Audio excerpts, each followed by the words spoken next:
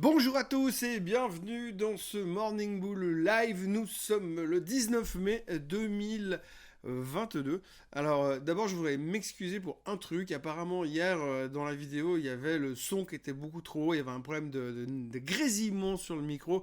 Je m'excuse, c'est pas que j'étais trop près, c'est juste que c'était mal réglé de mon côté, et puis quand je m'en suis rendu compte, c'était trop tard. Donc mille excuses pour ce petit incident technique, je ferai mon maximum pour que ça ne se reproduise pas. Enfin, pas comme les corrections aussi violentes que l'on a vécues hier soir sur le Nasdaq, parce que évidemment, on a repris une claque. Alors on ne s'attendait pas vraiment à un retour de manivelle aussi rapide et aussi violent sur les marchés tout de suite après cette espèce d'engouement qu'on a eu pendant quelques jours. Là on est reparti à la baisse assez violemment, on est revenu à un endroit assez critique quasiment tout de suite puisqu'on est de nouveau au plus bas depuis un bon moment. Il faut savoir qu'il y a quelques temps on avait vécu la pire séance depuis la pandémie. Eh bien non, en fait c'était pas il y a quelques temps, c'était hier la pire séance depuis la pandémie, moins 5% sur le Nasdaq, moins 4% sur le S&P. Le S&P n'est toujours pas en bear market mais on s'en rapproche dangereusement.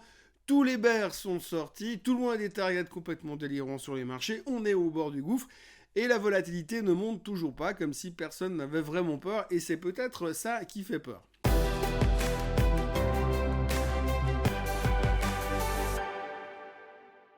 Hier, si le marché s'est fait déglinguer, oui, parce qu'il n'y a pas d'autre terme que ça, c'est à cause d'un seul titre. Ça ne se produit pas tous les jours, mais c'est vraiment à cause d'un seul titre, et ce titre, c'est Target.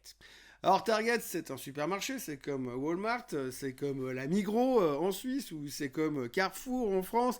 Bref, c'est un gros distributeur qui est en ligne directe, en prise directe, si on peut le dire, entre les coûts, l'augmentation des coûts des matières premières, l'augmentation des coûts tout court, et leurs marges qui se rétrécissent parce qu'ils ne peuvent pas tout immédiatement reporter sur le consommateur. Et c'est vraiment là que le problème se situe. Hier, Target a annoncé des chiffres qui, en gros, ils ont coupé en deux leurs bénéfices pour le premier trimestre 2022, coupé en deux à cause de l'augmentation des coûts en général qui mettent une pression monstrueuse sur les marges. Alors effectivement, comment ça marche? Eh bien, en général, quand vous avez les coûts de base qui commencent à partir en hausse, vous devez continuer à acheter des matos et puis ensuite le revendre aux clients, mais vous ne pouvez pas non plus leur doubler directement le prix de la banane le lendemain matin. Donc il y a forcément un effet qui fait que le coût n'est pas immédiatement répercuté sur le client dans sa totalité.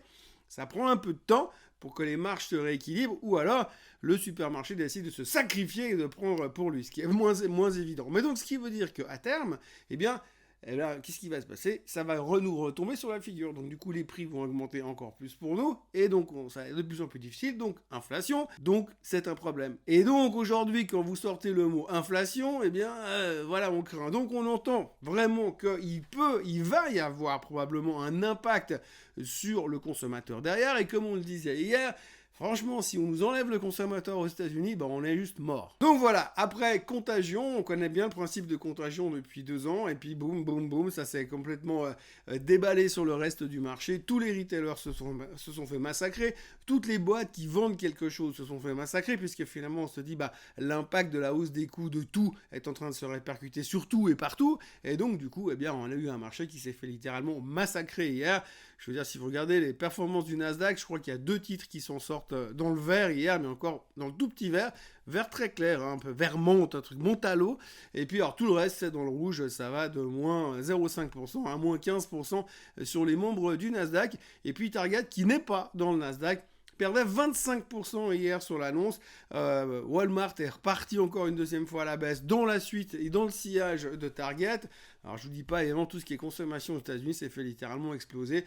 Et tout le monde a peur de ça, de cette hausse des coûts qui se répercute sur le consommateur et qui va nous mener directement dans une crainte de stagflation, parce que c'est le nouveau mot qui arrive en ce moment dans les marchés qui fait très très peur. Vous dites stagflation, boum, 5%. Vous redites stagflation, boum, 5% de plus. Donc du coup, on est vraiment tendu par rapport à ça et le marché s'est fait éclater durant toute la soirée et franchement, eh bien... on va pas dire qu'on s'y attendait pas, mais quand même, on avait l'impression qu'on pouvait quand même tenir un petit moment avant de rentamer la baisse. Alors, c'est pas non plus complètement terminé, mais ça devient vraiment compliqué à force de prendre des coups dans les genoux. Au bout d'un moment, c'est quand même plus difficile de courir. Donc, du coup, vous avez les indices qui sont revenus sur des niveaux plus que critique. Si on regarde le Nasdaq, on est revenu là où on avait fait nos plus bas l'autre jour. Si on regarde le S&P 500, on est aussi là au plus bas où on était il y a quelques jours en arrière. Donc tous les efforts de rebond qui ont été mis en place depuis 4-5 jours, ils ont été annihilés en quelques secondes à cause d'une action. Et puis alors si on regarde notre ami le DAX, alors là il y a encore un tout petit peu d'espoir. Si je me base sur mon trend que je vous montre depuis bientôt 3 mois ou 4 mois, eh bien on est rentré dans le trend, ressorti du trend descendant il y a quelques jours, j'en parlais hier, et là on est revenu pile poil sur le dessus du trend. Alors pour l'instant on est encore sur la pente glissante, mais on n'est pas encore rentré dedans. Et encore un tout petit peu d'espoir. Bon, c'est pas avec les futurs en hausse de 0,15% ce matin qu'on va sauver les maps, mais ça commence quand même à devenir de nouveau délicat. On est vraiment dans une situation hyper critique. C'est toujours cette vieille blague qui dit que on est au bord du gouffre et on va faire un grand pas en avant. Donc du coup, on est vraiment de nouveau au bord, vraiment dans une situation délicate. Quand vous regardez le S&P 500, on n'est toujours pas en bear market puisqu'on est en baisse que de 18% depuis les plus hauts. Mais ça devient quand même vachement critique et c'est vrai que c'est extrêmement fatigant. Par contre, effectivement, il y a quelque chose qui choque beaucoup, c'est qu'hier, on avait quand même une forme de vente de panique quelque part, puisque tout d'un coup, sur un événement, vous avez un effet boule de neige, un effet contagion, et le marché qui décroche violemment dans tous les sens, et vous avez la volatilité qui monte pas vraiment. Alors oui, elle a pris 20%, mais elle est à 30% de vol. Et quand on a des corrections pareilles, on aurait pu s'attendre à une panique plus forte, et des gens qui viennent beaucoup plus massivement acheter des dérivés pour protéger leur portefeuille, acheter des puts parce qu'ils ont peur. Mais là, on a l'impression que les gens, ils se disent non, je m'accroche à mes positions, je n'ai pas besoin de les protéger parce que je sais que si c'est pas demain, ce sera dans 15 jours, on va repartir à la hausse. Alors repartir à la hausse, c'est une grande question et tout le monde se pose la question, c'est quid de la Fed ? Hier, M. Powell, il a parlé, il a répondu à des questions qui ont été publiées dans le Wall Street Journal, mais comme il avait répondu aux mêmes questions par oral 24 heures avant, c'est pas que ça a changé grand-chose. Mais en gros, il a dit qu'il allait clairement se battre contre l'inflation, ça on sait. Il a dit que ça allait clairement être difficile et que ça allait faire mal. C'est un peu comme chaque fois qu'on doit faire des efforts pour obtenir quelque chose, ça fait mal avant d'aller un peu mieux, et donc ça il l'a rementionné derrière, donc c'est pas vraiment une surprise, on sait que ça va être compliqué, mais c'est vrai que les gens ont de plus en plus peur que finalement tout ça nous emmène dans une forte hausse des taux, que la Fed n'ait pas d'autre choix et n'aura pas d'autre choix que de monter ses taux jusqu'à qu'à un moment donné on ait un impact sur l'inflation. Maintenant, la question, c'est qu'on a peur que si la hausse des taux est trop forte, derrière, on a une croissance molle. Et avec une croissance molle, on sera en stagflation. Et ça, ce sera pas beau du tout pour en sortir, surtout. Alors du coup, vous avez 2-3 spécialistes des bear markets qui sont sortis et qui sont revenus sur les marchés. Donc hier, on a eu un monsieur qui est le patron, le CIO, le Chief Investment Officer du groupe Guggenheim aux États-Unis, qui est venu en disant que, en gros, c'était pas terrible ce qui nous arrivait, pour rester poli, et il pensait que ça allait être très très compliqué ces prochains temps et qu'il fallait s'attendre vraiment à un été très difficile. Alors lui, il a un target assez sympa, on est quand même obligé de le dire, même si toujours c'est un petit peu tiré par les cheveux. Lui, il pense qu'on va perdre 75% sur le Nasdaq. 75%. Alors 75%, pour vous donner un ordre d'idée par rapport à là où on est, ça nous met à un niveau de 4200 sur l'indice, plus ou moins, et ça nous ramène grosso modo 6 ans en arrière. Alors quand on se dit comme ça, 6 ans en arrière pour 75%, ça veut dire qu'on est beaucoup monté. Effectivement, on est beaucoup monté, mais en tous les cas, lui, il pense qu'on va revenir à ces niveaux-là parce qu'on va rentrer dans une stagflation, que ça va être très très compliqué, que le consommateur va vraiment prendre plein la figure. Et selon lui, les taux d'intérêt directeurs, donc les taux directeurs de la Fed, vont monter entre 3,5 et 8%. Alors là, il se mouille pas beaucoup, parce qu'il aurait pu dire, moi je vais dire aussi, je pense que les taux, ils vont montrer entre 2 et 30%. Comme ça, je suis sûr d'être dans la fourchette, ça c'est clair. Mais en tous les cas, voilà, on a une crainte de ce côté-là. Derrière, vous avez Jeremy Grantham. Alors Jeremy Grantham, c'est un habitué, on le voit bientôt toutes les semaines pour dire, on va tous mourir. Donc il est revenu hier. Et puis alors lui, il pense qu'on aura 40% de baisse sur le S&P 500 par rapport au plus haut. Donc 40% de baisse par rapport au plus haut, ça fait qu'il nous reste plus que 22% à baisser depuis là où on est aujourd'hui. Ça fait quand même bobo, mais on revient de nouveau dans cet esprit de moyenne mobile des 200 semaines autour des 3400, 3500 points sur le S&P 500. On va en reparler beaucoup, mais en tous les cas, on sent que, effectivement, c'est toujours la même chose. C'est beaucoup plus facile de tirer sur l'ambulance que d'essayer de se battre dans l'autre sens quand c'est plus compliqué. Quand les marchés sont en train de bourrer dans tous les sens, ces mecs-là, on les voit pas.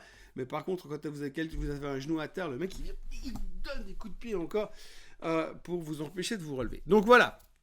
Voilà un peu où on en est, il ne s'est pas passé grand-chose, il n'y a rien de neuf, de nouveau, de spécial sur le marché, mais hier, c'était la journée Target qui a entraîné tout le monde avec elle, avec l'eau du bain, y compris les big names qui se sont fait littéralement exploser hier soir. Donc maintenant, on est de nouveau vraiment dans cette situation extrêmement délicate et on se dit qu'est-ce qu'on fait maintenant? Et franchement, on n'en sait rien.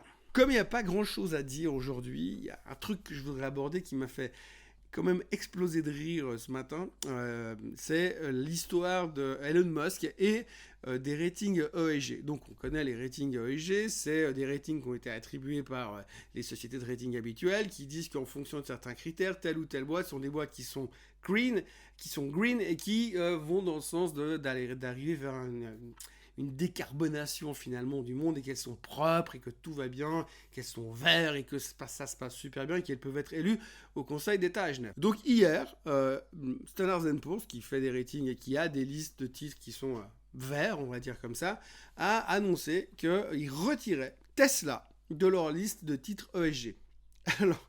Alors bon, on nous dit les voitures électriques c'est génial, ça pollue pas, les voitures électriques c'est l'avenir, c'est génial, ça pollue pas, les voitures électriques c'est fantastique, c'est génial, ça pollue pas. Sauf que là tout d'un coup, il y a un mec quelque part dans un organisme de rating qui a dit oui, mais quand vous chargez la voiture, on sait jamais trop d'où vient l'électricité qui vient dans la voiture. Alors l'électricité, c'est l'électricité, ça pollue pas. Par contre, pour la fabriquer, l'électricité, c'est différent. Et si l'électricité, elle vient du charbon, si elle vient des énergies fossiles, eh bien forcément, vous avez une énergie qui est consommée sale, qui transforme l'électricité et qui la met dans votre Tesla. Donc du coup, c'est pas aussi green que ça. Alors ça, c'est marrant parce que c'est un truc dont on parle depuis des mois et tout le monde dit « Ouais, mais bon, quand même, c'est propre les voitures électriques ». Oui, sauf que le bilan carbone total, quand on met bout à bout toute la chaîne de production et tout le besoin qu'on a pour faire tourner ces voitures, c'est pas aussi clean que ça. Donc aujourd'hui, vous avez Standard & Poor's qui retire le leader mondial des voitures électriques de sa liste de titres ESG. Alors ça n'a pas monstre plus à Monsieur Musk, qui a déclaré que c'était un scam, qu'ils avaient perdu leur intégrité, donc il est furieux évidemment. Tesla a perdu 6 ou 7%, mais bon ça c'est pas forcément que à cause du downgrade, mais entre le marché qui se fait démonter, plus la nouvelle des titres ESG, eh bien Tesla est dans une situation assez délicate pour l'instant d'un point de vue technique, ce qui ne devrait pas aider non plus Twitter, parce que plus Tesla va baisser, plus il va être embêté pour financer son rachat. Pour l'instant, on a une probabilité que ce rachat se fasse de plus en plus petite, mais bon, voilà, en tout cas, il faut retenir tout ça. Et ce qui est vraiment assez intéressant aussi à lire dans les tweets de monsieur Elon Musk d'hier, c'est que, en fait, quand vous regardez la liste des titres ESG dans le top 10, il y a Exxon. Voilà, je crois que tout est dit par rapport à ça. Quand on voit ce jeu, quand on voit ce qu'on voit, qu'on entend ce qu'on entend, bien on a bien raison de penser ce qu'on pense. Voilà, en gros, les marchés sont au bord du gouffre. Vous avez le S&P 500 qui est au bord du gouffre. Vous avez le DAX qui tente de rentrer de nouveau dans son trend descendant. Vous avez le Nasdaq qui est au bord du gouffre. Vous avez plein de titres individuels qui sont au bord du gouffre. On est au bord du gouffre et c'est vraiment très très compliqué pour l'instant et on a de nouveau très très peur. Par contre, de l'autre côté, eh bien, comme je vous le dis, on a l'impression d'avoir quand même une certaine relative confiance. Mais c'est vrai que techniquement, c'est pas beau et on peut se poser beaucoup de questions. On est toujours dans la même thématique. On va continuer la semaine avec des retailers qui vont continuer à publier des résultats. Et là, maintenant on s'attend plus à grand-chose. Vu le bain de sang d'hier, de toute façon, il y a déjà pas mal de choses qui ont été pricées à l'intérieur du secteur. Mais on voit qu'en fait, tout simplement, cette problématique d'inflation et de hausse des prix, elle va d'une manière ou d'une autre se transférer sur le consommateur.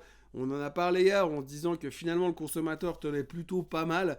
Mais là, on voit que finalement, il y a le truc qui va nous arriver dessus. Il n'y a pas de miracle. On risque bien de se faire exploser en tant que consommateur. On le voit déjà sur certaines choses classiques, pour ne pas citer le pétrole, l'essence tout simplement. Le pétrole aujourd'hui est redescendu hier aussi parce qu'on parlait du fait que peut-être les Américains ils allaient enlever les embargos sur le Venezuela, un peu comme l'histoire de l'Iran, mais il n'y a toujours rien qui a été fait. Mais en gros, le pétrole a rebaissé, mais il a remonté quand même à $108 sur le baril. On a toujours cette problématique agricole. Ça, on n'en parle plus, mais ça continue à être relativement cher et ça va être un problème qui va continuer. Donc voilà, quand on regarde un petit peu la photo de tout ça, on se dit ouais, effectivement, ça risque d'être un petit peu shaky. Et comme disait l'autre, l'été sera chaud, mais probablement pas uniquement que dans les maillots. Voilà, je crois que c'est tout ce qu'on pouvait raconter aujourd'hui. On va suivre ça minute par minute parce que là, on en est là. Toutes les nouvelles qui peuvent nous tomber dessus sont dangereuses potentiellement. Aujourd'hui, on aura quelques chiffres économiques type le Philly Fed. On aura aussi les minutes de la Banque Centrale Européenne qui seront publiées dans la matinée. Et donc, ces minutes-là, on va comme d'habitude les décortiquer. Je pense qu'en décortiquant pas trop longtemps, on va se rendre compte et on va revenir sur le sujet que Madame Lagarde va clairement monter les taux au mois de juillet aussi en Europe. Donc, c'est une thématique qu'on va nous remettre sur la table. Donc, on verra un peu ce que ça va faire sur les marchés. Mais en attendant, pour l'instant, tout est calme, mis à part l'Asie qui se fait exploser pour les raisons qu'on connaît. La Chine qui va moins mal que les autres, malgré que ça reste quand même un peu la préoccupation principale, parce qu'on entend, quand on a une peur dans le marché, comme hier on avait la peur de l'inflation et en fait de la destruction et la mort probable du consommateur, et derrière on s'est dit oui, puis en plus il y a la Chine. Alors tout d'un coup on se dit oui, mais la Chine ralentit. Effectivement, Goldman Sachs a aussi coupé ses prévisions de croissance sur la Chine. Ils sont très actifs, Goldman Sachs, pour dire du mal en ce moment, et donc du coup on avait aussi pas mal de pression vendeuse là derrière. Donc voilà, un marché hyper stressé. Pour l'instant, restez couverts, restez prudents. Et puis, on va suivre ça au fur et à mesure et on verra dans quelle direction ça nous mène et quel sera l'intérêt de la journée, puisque visiblement, hier, on s'est concentré sur une seule chose. Target. Merci d'avoir été avec moi ce matin. N'oubliez pas de vous inscrire à la chaîne Swissquote francophone maintenant. Et puis, on se retrouve demain avec une nouvelle vidéo et de nouvelles histoires passionnantes dans le monde merveilleux de la finance. Passez une excellente journée et à demain. Bye bye.